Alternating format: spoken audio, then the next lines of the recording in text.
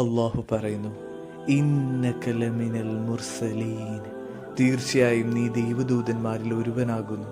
ഈ ആയത്തിൽ അള്ളാഹു പ്രവാചകനോട് നീ അള്ളാഹുവിൻ്റെ ദൂതനാണ് എന്നല്ല പറഞ്ഞത്, മറിച്ച് നീ ദൈവദൂതന്മാരിൽ ഒരാളാകുന്നു എന്നാണ് പറഞ്ഞത്. കാരണം അവിശ്വാസികൾ കുത്തുവാക്കുകൾ കൊണ്ട് പ്രവാചകനെ ഒറ്റപ്പെടുത്തുമ്പോഴും അള്ളാഹു പ്രവാചകന് ആശ്വാസവാക്കുകൾ കൊണ്ട് സമാധാനം നൽകുകയാണ് ഈ ആയത്തിലൂടെ.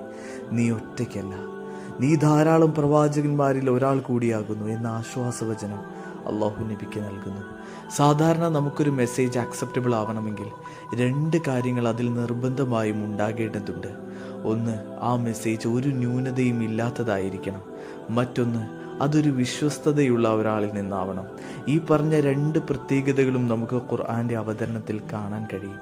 ഖുർആൻ അള്ളാഹുവിൽ നിന്നുള്ളതായതുകൊണ്ട് തന്നെ അതിൽ ന്യൂനതയില്ല എന്നുള്ളതും, ഈ ലോകത്ത് ജീവിച്ച ഏറ്റവും പെർഫെക്റ്റ് റോൾ മോഡലായ അൽ അമീൻ എന്ന അവിശ്വാസികൾ പോലും വിളിച്ച പ്രവാചകൻ സല്ലല്ലാഹു അലൈഹി വസല്ലമയിലൂടെയാണ് ഈ ഖുർആൻ അവതരിക്കപ്പെട്ടത്.